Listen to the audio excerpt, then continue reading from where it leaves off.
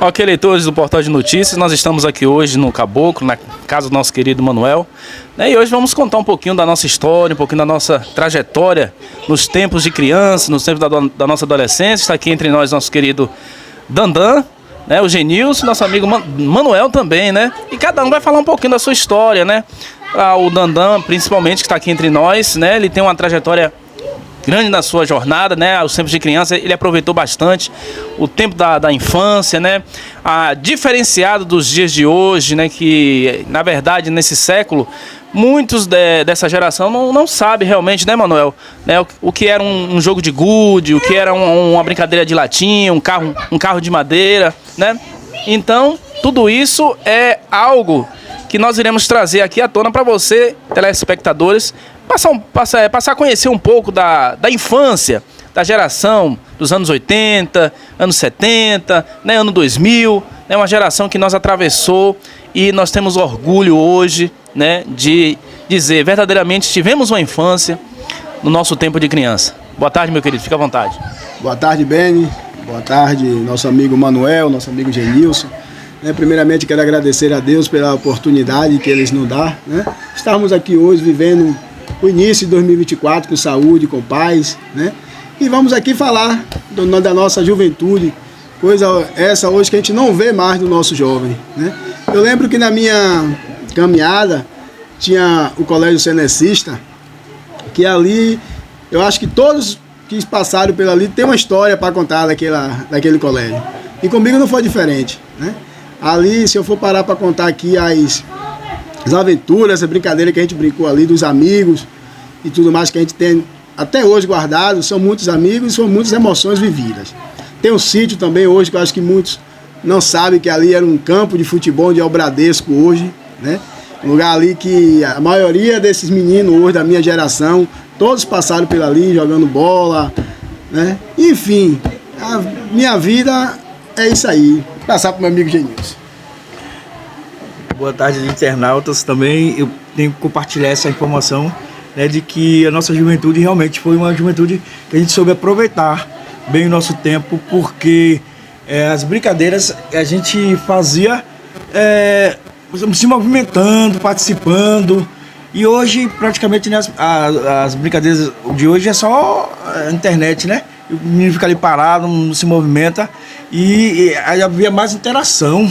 Baleado, vocês lembram do baleado, né? Que a gente brincava de baleado. Escorregu, pega-pega. Se esconder. Brincar de esconde-esconde. Era uma tradição, né? Nessa época agora que não tinha aula, né? À noite.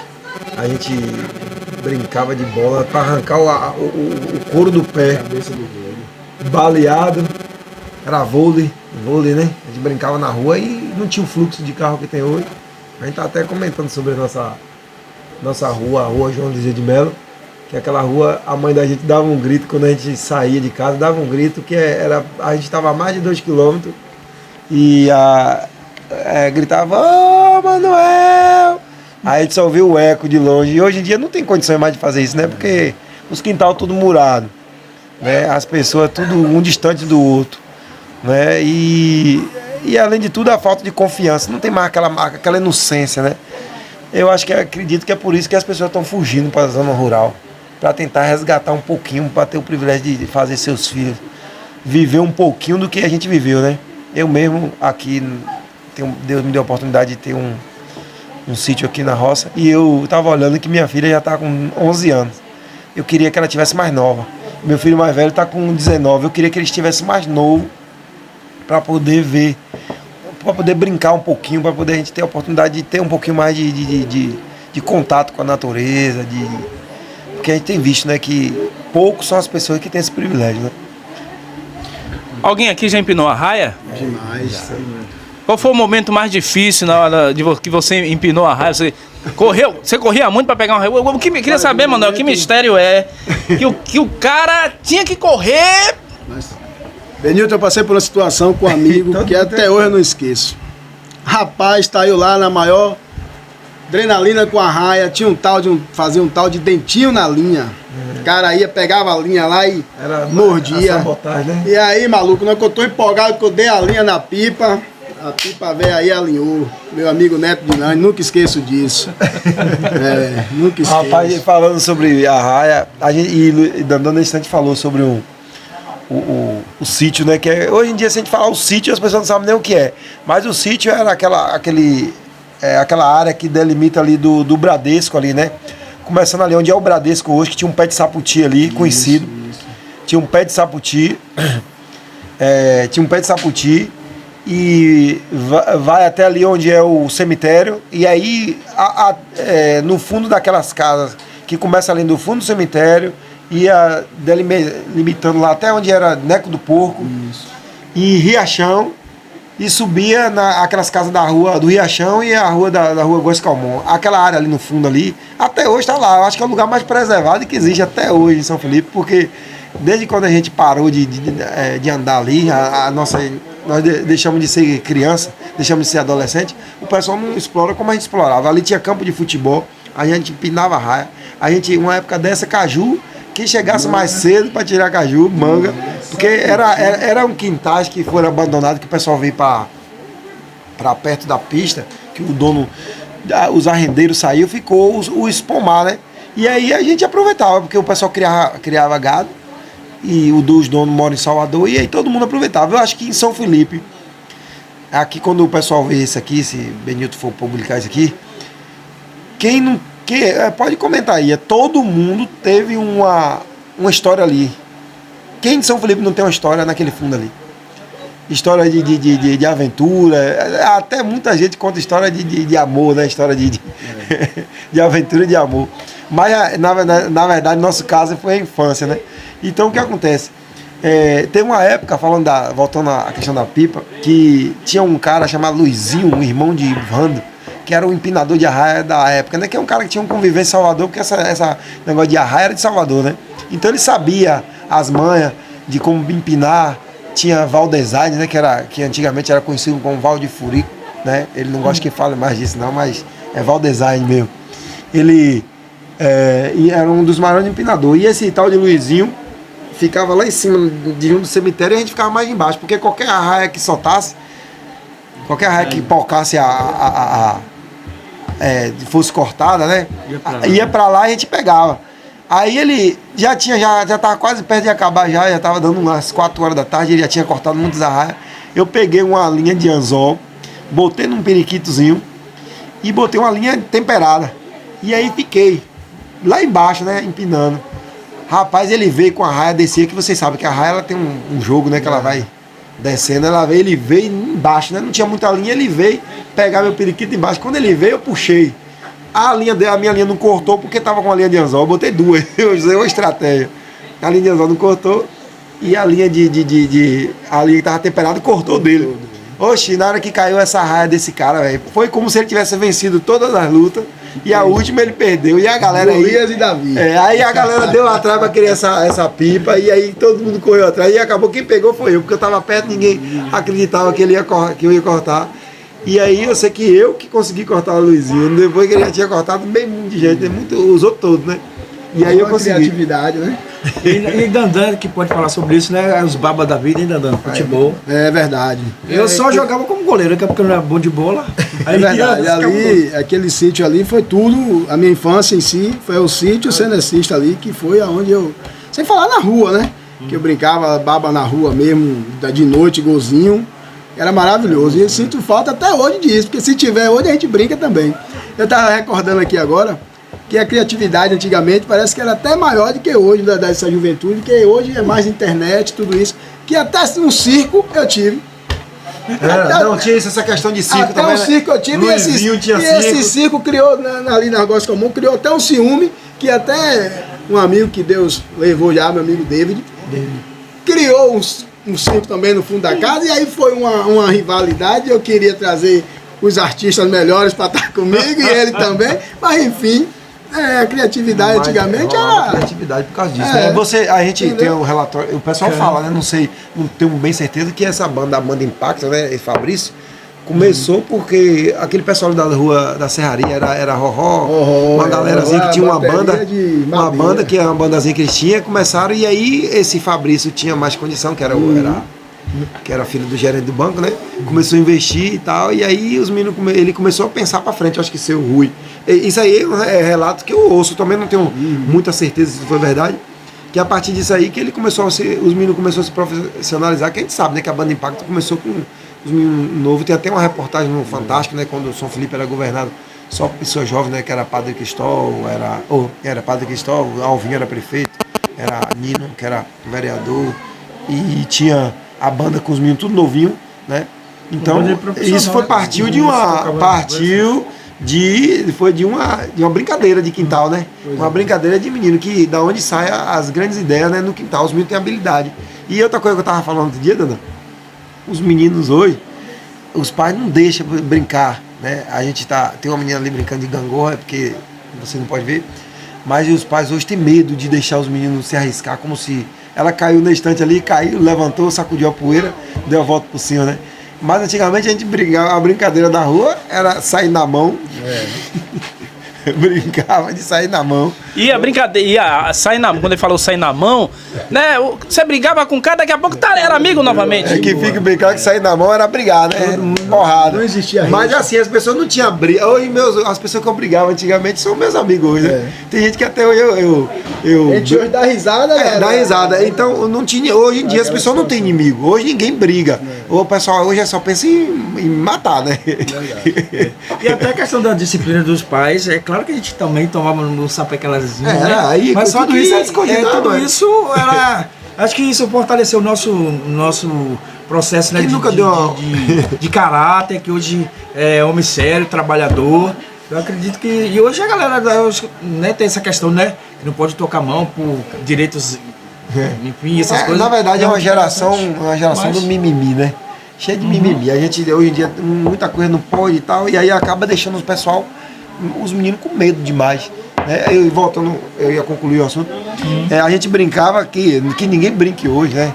Mas parecia que Deus protegia a gente naquela... Parecia não, era a proteção de Deus. A gente brincava de tiroteio, né? Aquela brincadeira de tiroteio. Botava, fazia um negocinho de castelo, botava num grampo, né? Puxava para pegar no outro. Quer dizer, já pensou se a gente pegasse isso aí, pegasse? Isso aí. Como eu estava falando, né? Influenciou depois a tecnologia, né? Algum tempo atrás. Não foi nessa geração, mas na década de 80, que depois que a tecnologia começou a crescer, né? Teve criações, né, de armas, de brinquedo, né? Será que isso, Manuel, tem influenciado hoje o crime organizado no nosso país, no mundo, vamos dizer assim? Eu acredito que não. É porque a questão do crime organizado, eu acho que é uma deficiência do Estado, né? O Estado deixou chegar onde está aí. Porque assim, tudo quando... você olha até num quintal, os animais. Se você tira aquele que domina, outro vai dominar. Então, se o Estado deixou de proteger, deixou de dominar, logo vem outra força maior e domina. Então, eu acho que o Estado foi o grande culpado disso aí, né? Deixando as pessoas... Hoje em dia mesmo a gente vê essa questão de arma hoje aí, a gente vê falar, tipo assim, o cara não pode ter uma arma legalizada, mas tirou as armas legalizadas, se tirar vai deixar de ter arma. Então, eu sou do tempo que meu pai tinha um revólver em casa, dormia, ele tinha uma bolsa, ficava dentro do meu quarto. E ninguém pegava, porque além do revólver a gente tinha um respeito, que a gente não mexia em nada que era dos nossos pais. Eu sabia que era um revólver, porque eu via, eu fui lá olhar, mas eu não mexia porque eu tinha respeito por ele. Estava acima de tudo, né? E, como é que diz? O respeito estava acima de tudo. Né, e se ensinava a respeitar. Antigamente, no nosso tempo, o carcereiro da delegacia tinha voz. Entendeu? Quem que não conhecia o seu Isaías? Quando eu dizia assim, eu vou falar seu Isaías, o povo tinha medo do seu Isaías. Seu Isaías era um carcereiro. Vai um carcereiro hoje dizer nada a alguém que está fazendo nada errado para ver o que acontece. Então, a ideia é essa. O Estado ensinou que as pessoas não devem respeitar um outro. Então, o que aconteceu foi isso, entendeu? Os meninos, na verdade, hoje as pessoas... Eu não vou nem... o que a gente pode... a minha visão em relação a isso, eu acho que as pessoas são vítimas da própria sociedade, né? Vítima da sociedade. A violência... Só vou falar aqui. Até porque, bem, a nossa geração foi difícil você ver falar que fulano desbandeou para um lado, ruim e tal. A geração da gente, principalmente a minha, meus amigos daquela época, hoje eu não sei falar ninguém assim que se envolveu no mundo do crime através, que nem você perguntou se aquelas armas de pau influenciavam alguma coisa. Eu acredito que não influenciou, entendeu? Ali foi a questão de assistir muito bang bang, né? Aquelas coisas. Era a questão da defesa, né? O Estado não, tomou para ele a defesa, porque assim, você mora na zona rural, a pessoa tem direito a se defender. Claro que ninguém vai ficar de bobeira. Então, mas o Estado acha que não, que tem que defender ele. Agora, quando tiver acontecendo alguma coisa, chama o Estado, ligue para ver se ele vem. Até para resolver algum problema de alguma coisa que já sabe o que é, não vai resolver. Então o Estado. Então o que vem acontecendo é isso. Tudo, quando não há um domínio, vai haver outro que vai tomar conta daquele lugar. Né? Se o Estado diz que vai limpar a sua rua e ele não limpa, logo alguém vai tomar a frente e vai limpar. Alguém vai limpar, vai querer ganhar aquele dinheiro para limpar. Entendeu? Vamos supor, tem uma rua, né? Aí ninguém quer limpar, ninguém limpa, é a obrigação do Estado. Aí ninguém limpa, começa a sujar, todo mundo suja. Aí um vai dizer assim, não, tá sujo, eu vou limpar. Vocês me dão o dinheiro aqui que eu limpo. Então vai aparecer um que vai fazer aquilo. Eu só estou fazendo uma analogia. Tudo quando há uma ausência daquele que deveria fazer e não faz, outro vai tomar o lugar. Né? Isso acontece na família, isso acontece em qualquer coisa. Até os animais é assim. Tem aquele que domina, quando ele sai, entra outro no lugar. Então, o que aconteceu é isso. Eu acho que o Estado não está fazendo o papel dele. Né? Aproveitando nessa mesma linha, fazer uma pergunta a vocês aqui. O que é que vocês acham do cidadão de bem hoje ter uma arma? Eu vou dizer a minha opinião. Eu prefiro eu tê-la e nunca precisar usar, de que eu precisar usá-la e não tê-la. Entendeu? Então, é uma das questões que a gente fica meio perturbado com a situação de dar arma e tal, mas eu sou a favor que o cidadão de bem sim venha ter sua arma para sua defesa, para proteger sua família, entendeu? Não vai sair distribuindo arma para qualquer um. A sua opinião, Genilson? Bom seria, na verdade, se a gente não pudesse, né, usar nenhum tipo de armas e que a gente vivesse em paz uns com os outros. Mas hoje, na nossa sociedade capitalista que nós vivemos, é necessário para a questão da defesa, né?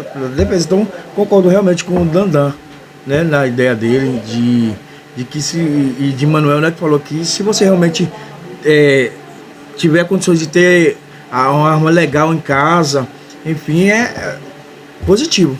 Pedir a Deus que a gente nunca precisa usar. Né? Mas se vier a precisar, que a gente tenha para se defender. Mas na maioria das vezes, né?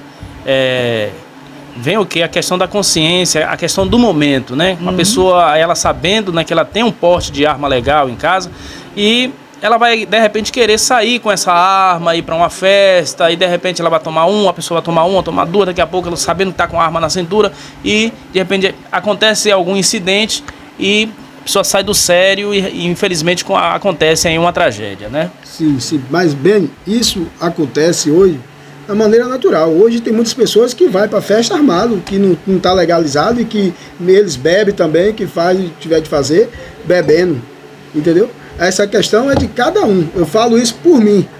Né? Hoje eu me sinto uma pessoa que estou capaz de ter uma arma, eu não vou sair daqui bebendo, não vou sair atirando ninguém, é por uma defesa minha.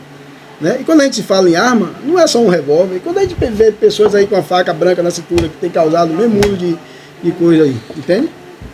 A questão que nós estávamos abordando aqui, Manuel, sobre a legalização de armas. Aqui no tocante que a gente estava conversando também da infância, né?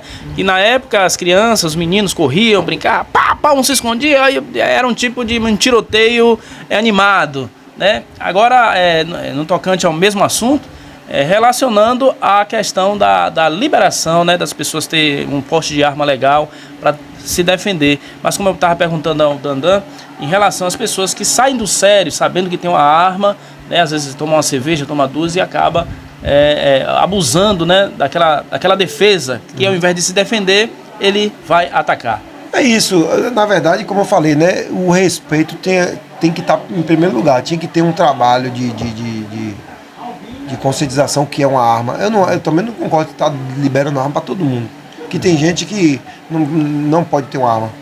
Existem critérios, né, para liberar. Sim, não é assim. Agora sim, eu acho assim, que se a pessoa tinha que ter algumas coisas, né, para uma pessoa ter uma arma para defesa. Sim. Porque assim, o mesmo cara que estuda para ser um polícia e tem uma arma, o cara também podia estudar para ter uma arma. Entendeu? Na verdade, ele deveria ter estudo para várias coisas, né? Até para ser pai, né? O cara tem uma arma e às vezes fazer um filho sem saber o que está fazendo é até prejudicial também para a sociedade. Não quero dizer que o filho seja um problema, mas o cara que não dá conta, ele acaba levando. Então, é uma série de coisas. A arma em si não seria a solução, né? Era bom que não precisasse de arma, né? Então, é meio complicado. Agora, assim, em termos de um bandido ter uma arma e uma pessoa de bem ter uma arma, eu prefiro uma pessoa de bem.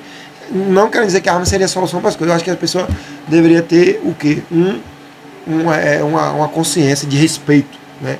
De respeitar uns aos outros primeiro, e depois aquele que quiser sair fora da lei saber que o cidadão de bem tem uma arma para se defender.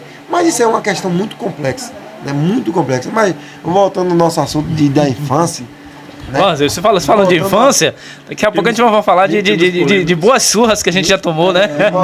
Mas aí tem a ver. Eu tava querendo falar de uma infância, é uma coisa que eu tava falando outro dia, de dois rapazes, que eu não vou citar o nome aqui, né? Mas quem conhece vai saber. Dois rapazes aqui de São Felipe, que um é padre e o outro é pastor. Mais uma vez rolou uma briga num baba, que um pegou a faca para pegar o outro na verdade não chegou a acontecer nada, não chegou às vias de fato, mas assim, ele chegou em casa, pegou a faca e botou dentro de uma esponja. Mas pra que tu botou essa faca aí? Quer dizer, na verdade, assim, porque os pais tinham aquele olhar atento pros filhos, também não deixava à toa, né? Hoje em dia o pessoal tem muita preocupação e ao mesmo tempo deixa libera também tanta coisa que vem prejudicar. Então era assim, ele ia pro campo, vai chupar laranja. Ela maldou a mãe atenta, né? Por que ele botou a faca dentro da esponja? Se ele ia levar a faca. Se ele fosse realmente levar pra chupar laranja, a mãe nem ia ver, né? Mas a maldade não estava nele, ele pegou, botou a mãe, me dê aí essa faca. Aí depois descobriu que eles iam brigar, eles eram inimigos. Depois virou amigo. Hoje um é padre e outro é pastor, né? E amigo. Interessante, né? As coisas de antigamente como era, né? A infância daquele tempo não tem comparação, né? Danilo, o que foi que marcou na trajetória da sua infância? O que foi que marcou mais a sua vida em relação à brincadeira, à escola, né? O que realmente marcou a sua vida e algo que você nunca esquece da sua infância? Bem, as brincadeiras que a gente vem falando aqui, né? Porque hoje a gente fica observando os jovens, né? Meninos de 12, 13 anos, hoje 10 anos, que a gente vê passando na rua um pensamento totalmente diferente daquele que a gente viveu aquilo ali, né? E a gente fica assim, poxa, um menino desse vai ser antigamente, tava na rua aqui brincando de golzinho com os meninos, jogando gude, né? Brincando, se distraindo. Hoje o pensamento está em outras coisas.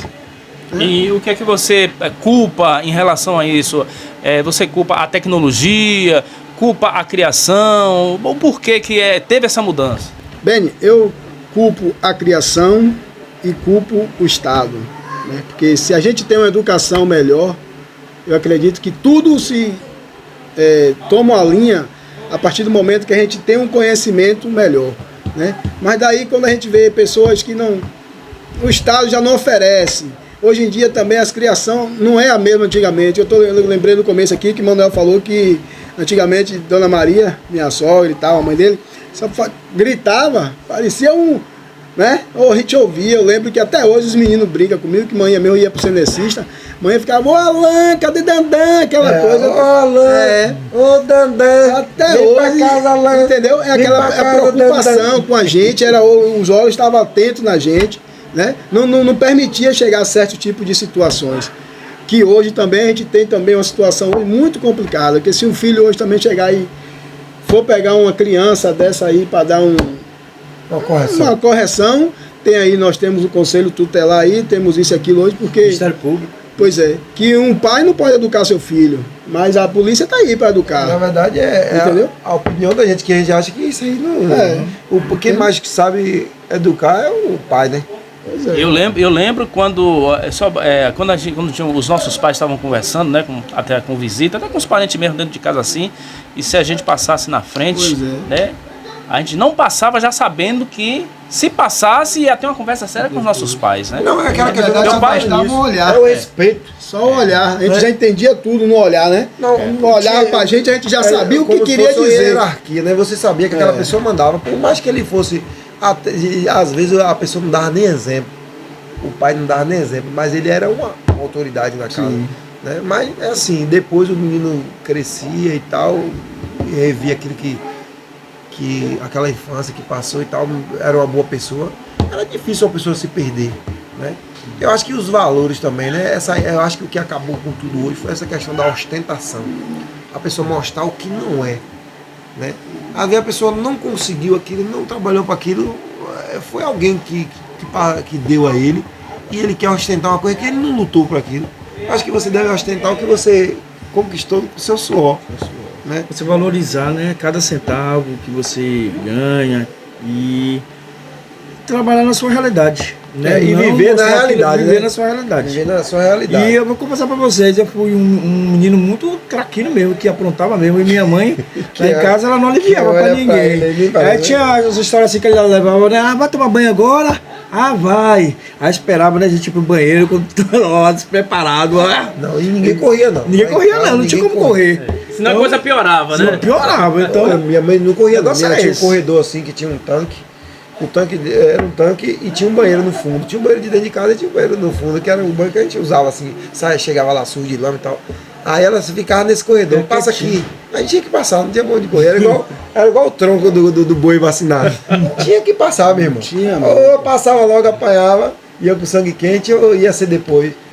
Eu ouço algumas histórias de alguns meninos que não ia não, mas a maioria deles tinha que ir. E aí tomar aquela cipuada, daqui a pouco ia sentar na mesa para. E outra questão é isso aqui, a mesa. Né?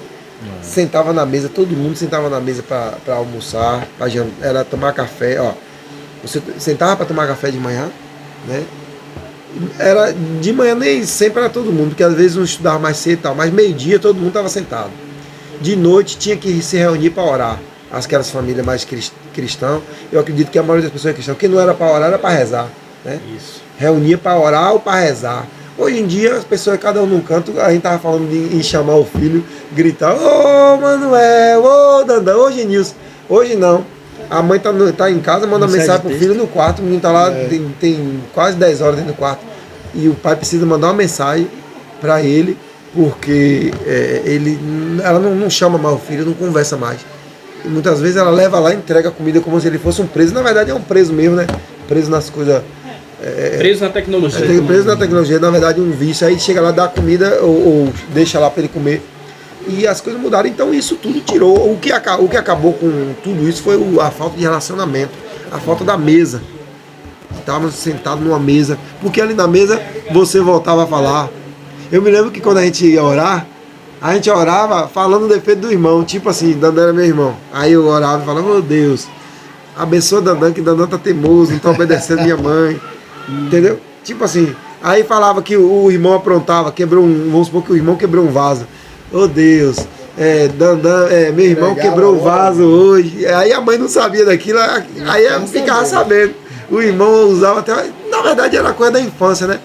Era ali que você ouvia falar de Jesus, era ali que você ouvia conselho, era ali que você fazia alguma coisa, o pai percebia o seu temperamento, e aí ia consertando. Hoje em dia o afastamento da família, né?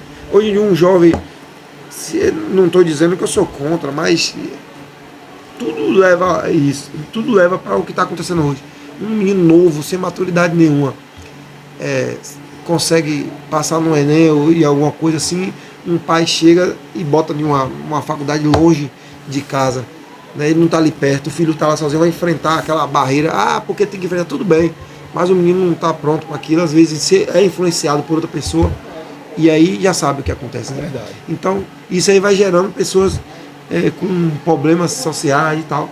Muitos dá certo, muitos é muito bom isso, mas a gente sabe o que tem acontecido. Não adianta eu ficar aqui falando, porque as pessoas sabem o que tem acontecido, né? E tudo isso vai levando para onde a gente está caminhando. E é importante a gente ressaltar que, né, que a gente tem conhecimento e obedece à questão do choque das gerações. E realmente as gerações elas vão se modernizando, como você falou na questão da tecnologia, mas acontece que assim como há ganhos, há perdas. E a gente pode pesar, né? Que pode ser muito mais perdas do que ganho. Em questão de relacionamento, de você, né, estar assim nesse cara a cara, né? Esse momento assim que a gente pôde desfrutar disso, de fato e de verdade. Surras que quase não, todos nós já tomamos na época, né?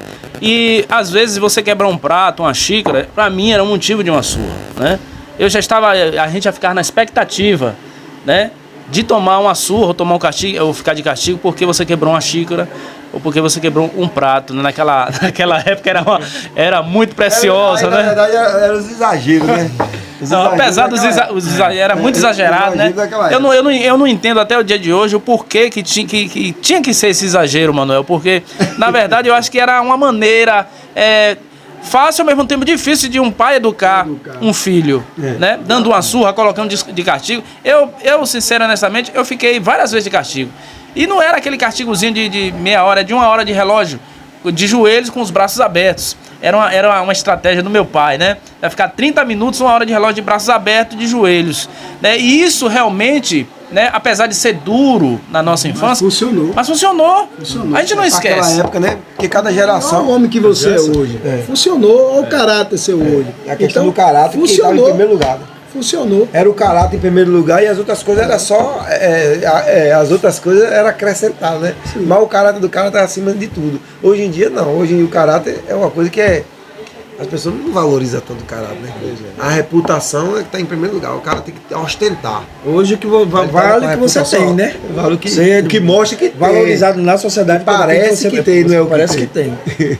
Bom, para finalizar aqui o nosso podcast, tem mais alguma coisa pra falar? Né? Eu vou só ressaltar aqui a questão que você falou, Benilton, que você tomou as surras, né? Eu fui um menino que eu não apanhei. Que bom, viu? Eu não apanhei. Agora, minhas brigas... A esposa dele também não apanhou muito, não. A minha surra em casa que eu tomava era mais da parte do meu pai. Que ele, quando sabia que eu brigava na rua, aí ele ficava quieto, mas eu procurava saber dos outros se eu apanhei. Se eu batia, ele chegava pra mim e falava assim: você brigou na rua, foi? Brigou. Apanhou? Aí se eu dissesse não, ele já sabendo da verdade, ele não me batia. Mas se eu dissesse que eu apanhei, os caras, não, rapaz, o fulano, o menino bateu no teu filho, tal. Aí em casa eu apanhei, ele me descia a madeira de novo. Ele batia porque apanhou. Porque eu apanhei.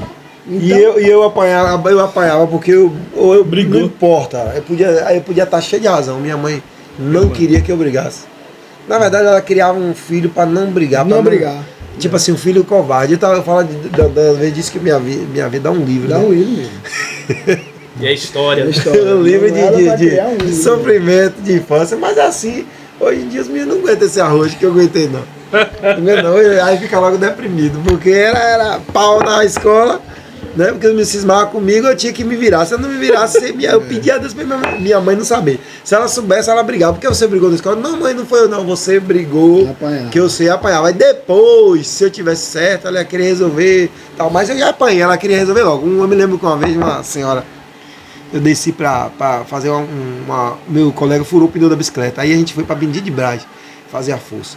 Aí meu colega fez assim: bora comigo. Eu disse: bora. Aí eu desci, minha mãe tinha viajado, ela não deixava eu sair. Aí eu fui com ele, porque eu sabia que ela tinha viajado. Aí chegou no meio do caminho, o rapaz pegou e falou assim: Benedito, não tá lá não, que não trabalhou hoje não. Porque era um feriado, um meio feriado. Que tem lugar que abre, tem lugar que não abre. Aí eu fiz assim, que ele perguntou nada. Aí eu desci, fui, a gente botou a bicicleta pra consertar, chegou lá, Benedito não tava. Aí a gente voltou com a bicicleta empurrando. Aí o menino fez assim no caminho: vem cá, você me deu aquela piada por quê? Ele correu a mão assim na cintura, pegou um chicote feito de fio. E aí me deu nas minhas costas, eu corri, ele não corra não, foi atrás de mim, me deu outra. Tchá! Nunca mais me deu piada não. E aí eu fui pra casa, aí eu não podia dizer minha mãe, porque se eu dissesse eu ia apanhar, porque eu saí sem falar ela. Aí eu cheguei em casa e fiquei quieto, digo, eu já tomei uma surra, é melhor que duas. Aí eu fui embora, esperando que um dia eu ficasse mais forte do que ele, né? Pra eu descontar. Fui embora. Quando eu cheguei em casa, eu tô lá e passou uma senhora e fez assim: ô Lia, teu menino tá melhor. Aí eu fiz assim. Quando ela falou isso, eu fui pegar água pra alguém que ela tinha mandado. Aí eu vi ela falar: teu menino tá melhor. Eu já fiquei apavorado. Ela fez assim: o qual? o que foi que teve? Ela, não, que o... Aí deu o nome do rapaz, que não tá nem mais no meio, ele não tá entre nós mais. Deu o nome do rapaz. Fulano deu uma surra de reis nele. Eu fiquei com a pena ali. Eu pensei que tinha ido pro hospital. Mentira, foi duas. Foi duas. Aí ela veio assim, vem cá, Manuel. Aí eu cheguei com o copo d'água. Ela, foi esse aqui? Aí a moça falou assim, foi ele mesmo, Lia. Ô meu filho, eu fiquei morrendo de pena de tu. Mentira, ela queria fazer a fofoca. Aí minha mãe veio assim, vem cá, na frente dela mesmo. Você foi pra lá pra baixo fazer o quê? Eu disse, não, eu fui levar a bicicleta do meu colega pra fazer força. Ela, eu mandei você sair, eu tava viajando. Obrigado, viu? Eu não vou falar o nome dela. Meu Deus. Obrigado, viu, dona Fulana? Ela tá certo, eu li, eu fiquei morrendo de pena e saí. Oxi, eu até hoje eu não tenho raiva do cara que me bateu. Aí minha mãe, ela me entregou mesmo, né? Imagine pra quem tava com uma viagem marcada, né? Uma promoção da escola na época que eu estudava, em Salvador. Já tava tudo certinho, meu nome já tava já na lista, tudo.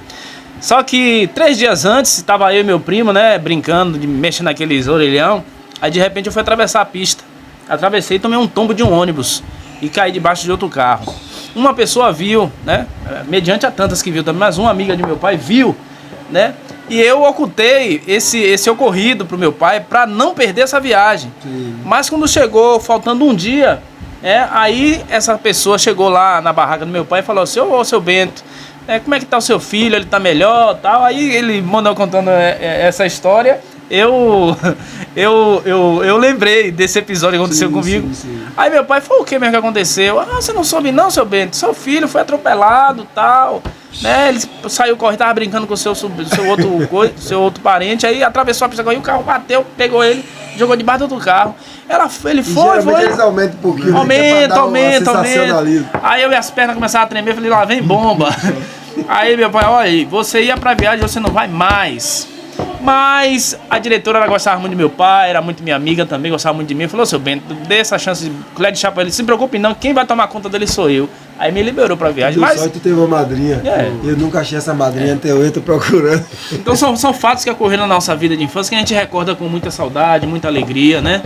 E outro também coisa interessante é o seguinte, que a gente estudava e trabalhava também, ajudava os nossos pais. Essa questão de trabalhar, hoje é complicado, né? Não sei se vocês podem falar a respeito disso aí, né? E isso foi... a gente começou a trabalhar cedo, entendeu? Ajudava nossos pais, minha mãe tinha barraca na feira, né? Essa questão de trabalhar na infância não era um trabalho que você deixava de estudar. Você estudava e ajudava os pais. Tipo, que nem minha mãe mesmo. Minha mãe tinha uma barraca na feira. Eu sempre tive o espírito de empreendedor, né? Eu via negócio em tudo. Lá em casa tinha um pé de araçá, que quando dava araçá, cajarona, siriguela, eu via que todo mundo... É aquela ideia que eu falei, não tem, aparece logo quem ofereça, né? O que acontece? Aí eu pegava... Ninguém tinha pé de araçá no quintal. Ninguém tinha pé de siriguela no quintal. Lá em casa tinha. Eu pegava e vendia. Fazia uma barraquinha no fundo do quintal para vender os meus próprios colegas que estavam brincando comigo ali. E aí, um dia eu me lembro que a gente fez uma barraquinha, colocou uma barraquinha do lado da casa, e aí outra história de infância, né? Do lado da casa tinha um terreno baldio que até hoje está lá, aquele terreno nunca construíram nada. Aí a gente fez uma barraquinha de palha de dendê, a gente mesmo ia tirar o bambu, a gente mesmo tirava as palhas de dendê, cobria e botava. A gente botava as frutas. E os irmãos da gente, quando ia para a escola, passava na rua, que nem todos estudavam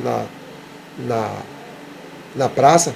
Aí, no caso, Miriam estudava no João Duval. Aí foi, quando ela vinha, ela trazia, passava no supermercado Cerqueira, que é o supermercado de Bartião, né? Aí passava e comprava aqueles doces que tinha, chiclete, bolinha e tal. Ela comprava com o dinheirinho que a gente tinha, trazia para vender. Aí o dinheiro que fazia, ia de novo para comprar. Aí os vizinhos viu que a gente tava fazendo isso, aquela ideia, né, da concorrência, logo a gente já recebe concorrência. Desde o início, né, já tinha concorrência. É por isso que eu sou você é treinado. Você é um grande concorrente. Aí o que acontece? Aí como é que diz? Minha irmã trouxe, quando chegou, minha mãe tinha mandado desmanchar a barraca, por quê? O vizinho passou, aí tinha alguma coisa assim, um lixo que tinha um lixo assim do outro lado da rua, aí ele pegou. Aí a gente vê assim, ele tá pegando coisa do lixo, o lixeiro. Ele foi e disse à mãe que a gente tava falando que eles comiam coisa do lixo, para deixar o negócio bem bonito.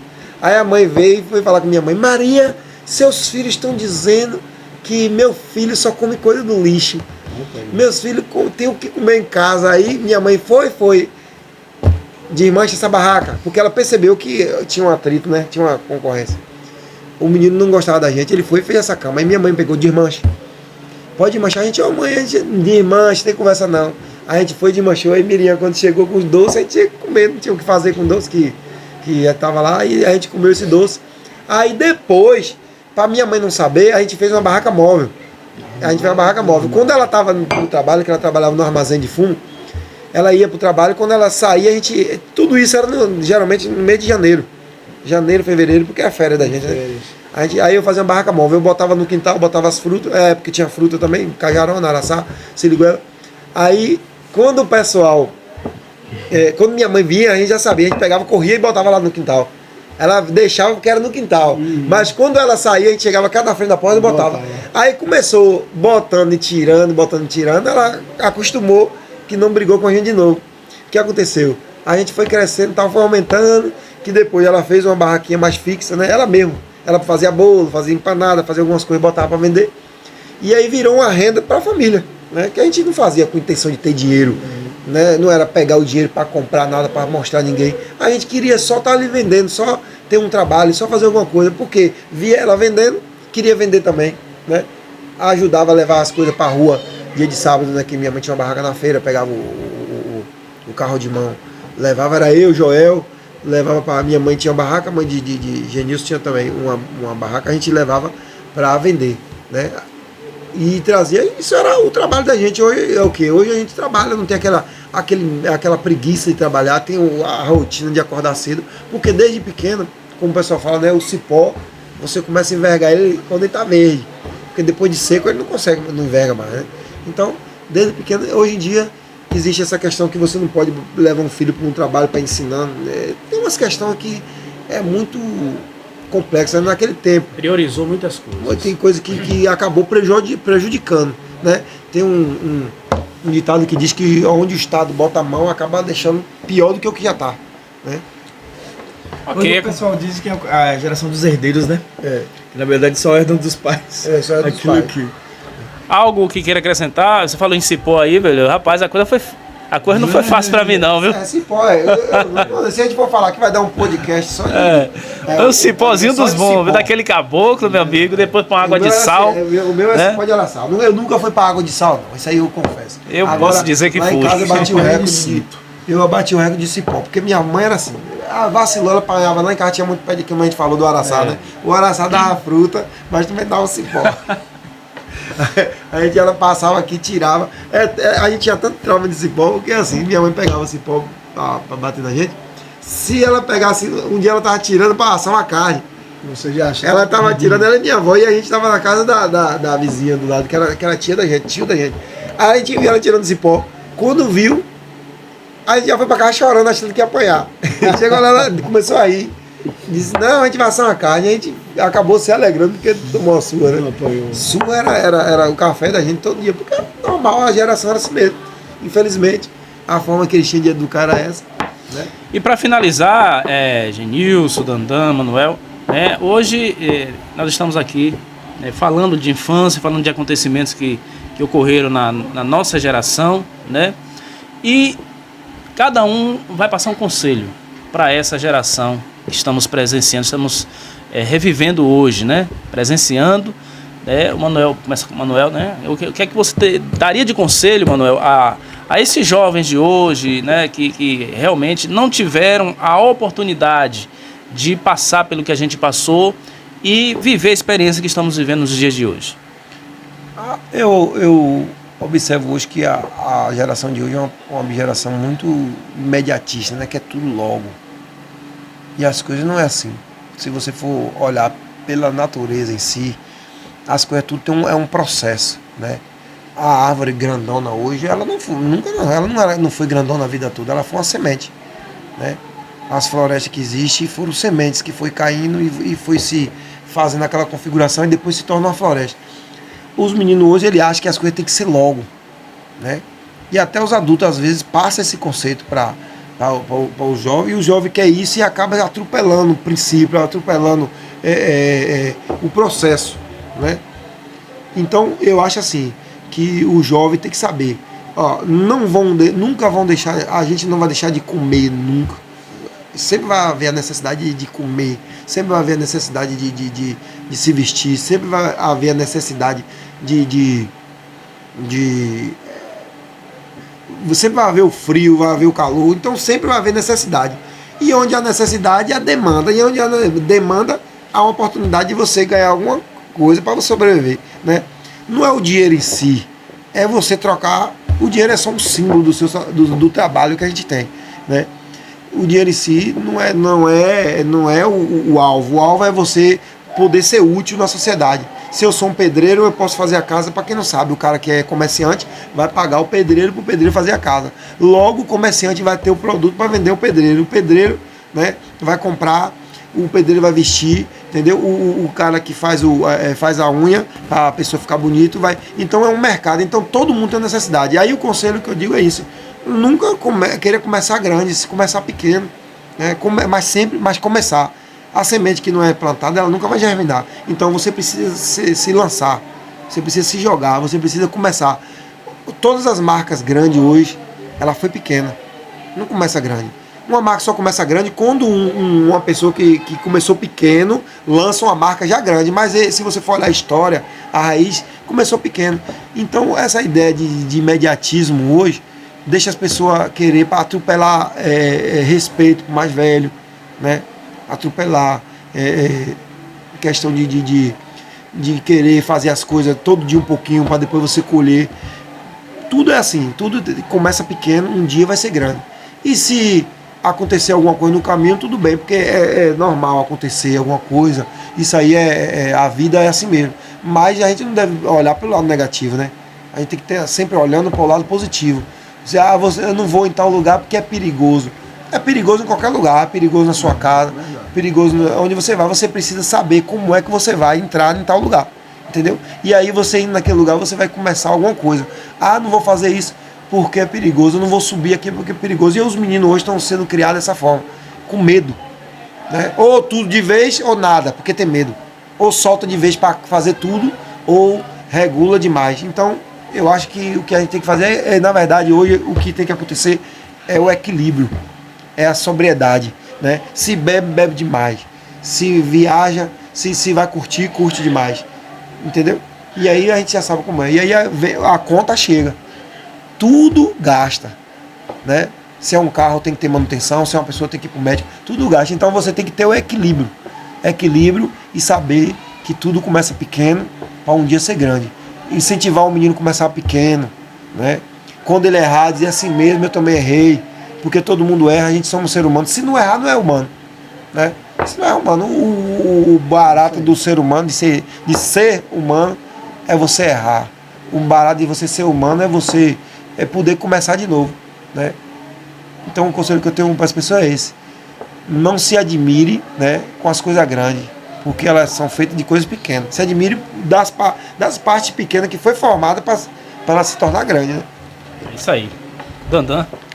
Beni, que eu deixo hoje para essa juventude e para nós, né, que nós venhamos assim a valorizar, né, e principalmente a juventude venha valorizar seus pais, né, venha valorizar aquilo que eles estão dando para ele, porque antigamente, poxa, a gente via meninos ir para a escola, não tinham sandálias, e o pai ali lutando. Hoje em dia eles têm tudo hoje, então tudo, que venha valorizar isso, né, e honrar seus pais, honrar suas mães, né? Honrar seus pais em si, é o que a Bíblia nos ensina, honrar pai e mãe, para que nossos dias multipliquem aqui na terra e tal.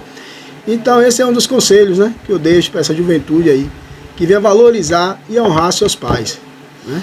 Ok, Genilson? Eu peço, já que os meninos falaram muita coisa a respeito disso, que eu concordo plenamente, e também conhecer a história do seu pai e da sua mãe, das suas vivências, dos seus sacrifícios, de como eles superaram, né, tantos obstáculos, e hoje com força e com muito sacrifício conseguem dar uma boa educação para os seus filhos, porque nenhum pai vai querer dar nada ruim para o seu filho, né? Ou até então, se ele for ruim, né? Até se mesmo ele ruim, ele não quer que o filho seja ruim. Então a gente, acho que a nossa essência é essa, né, Manuel e Dandan? É essa. Sim. A gente só pode aconselhar isso para essas futuras gerações, que podem estar ouvindo esse podcast. Aí. Ok, né? Esperamos que isso sirva de grande exemplo para essa geração, né? Para os pais também, que possa, né, refletir realmente em cada palavra, em cada história que foi contada aqui hoje, né? A gente fica muito feliz e agradecer também ao Dandão, ao Genilson, ao Manuel, né, que participaram desse podcast aqui. Para nós foi um grande prazer, muito obrigado, né? Esperamos que em breve estaremos de volta, né, trazendo outros assuntos. Algo mais queira acrescentar? Deixar bem claro que isso aqui foi um negócio de improviso, né? A gente estava aqui conversando e arrumou aqui essa mesa. Arrumou essa mesa aqui numa posição para ficar. Porque a gente está aqui na zona rural. E aí a gente disse, bora falar da nossa infância. Quem tava num papo aqui gostoso, a gente bora botar isso aqui, bora registrar isso aqui. E aí a gente registrou, né? A gente vai estar botando ele disse que vai colocar à disposição para as pessoas verem. E vocês façam seus comentários aí, né? Acontece muitas coisas, às vezes a gente valoriza ouvir a história de alguém de fora, de outro lugar e tal, e às vezes uma história dessa aqui, um bate-papo desse aqui, né? As pessoas às vezes não valorizam e nem curte, a ver e tal, não curte, né? Aí você aí que chegou até aqui, se você chegou até aqui é porque você gostou, então dá uma curtida aí, manda pra alguém pra conversar, fala assim, o que o Manuel tá falando, o que o Dandan tá falando, até pra criticar, não tem problema não, pode criticar. Das suas opiniões, né? Opiniões, o que é que você acha realmente, que realmente valeu, né? Se realmente valeu viver aquela infância ou se vale também nos dias de hoje, né? Fica a seu critério. História, né? Só mais um detalhezinho, a gente, às vezes eu ouço algumas coisas de Benilton, de JC, eu vejo as pessoas, várias visualizações, pouca curtida, né? Às vezes a pessoa não dá aquele valor. Não é que precisa valorizar a gente, é porque desse trabalho aqui pode partir outro. Eu estava falando a Benilton, tem muitas histórias aqui em São Felipe que poderia ficar registrada aí, de pessoas que fez a cidade de São Felipe acontecer, não é coisa que você não sabe, né? Sobre algumas pessoas aí que poderia incentivar ele para ele estar fazendo outras entrevistas dessas, né? Tá melhorando, né? E mesmo com sua limitação, ele está fazendo aqui isso. Mas ele pode melhorar muito mais se você contribuir com apenas um toquezinho aí na tela, né? É simples, só isso, né? Então fica a dica, né? Clique, compartilhe, curta. E a nossa intenção não é ficar famoso, não. É só deixar e se inscreva no canal, né? Bem de Comunicação. Bem de Comunicação. E abrir uma discussão aqui sobre esses assuntos que às vezes pode mudar, né? A gente está fazendo o papel da gente tentando mudar alguma coisa, um pouquinho, né? E outra coisa, rapidinho, para encerrar. Não estamos revoltados com a geração de hoje. Às vezes eu creio que o mesmo sentimento que a gente tem, a maioria das pessoas da nossa idade tem. Não é isso? Sim. Não é uma coisa que porque... Não, é um sentimento que a gente tem de... o pessoal fala, né, que é nostalgia, de saudade de algumas coisas que acontecia, ser mais humano. Mas a gente sabe que cada geração vai levando a outra, né? Essa geração que está aí, a gente não faz mais parte. Então elas vai chegar uma hora também que vai vir outra que elas não vai fazer mais parte. E assim a vida vai levando. Valeu, bem. Gente, obrigado, viu? Mais uma vez. Deus abençoe a todos. Dá um legal lá para o pessoal, né? Galera, então, curte, compartilha aí. Beni, direto do Caboclo, da Casa Savigo Manuel, para o portal de notícias Beni Comunicação. Valeu, galera.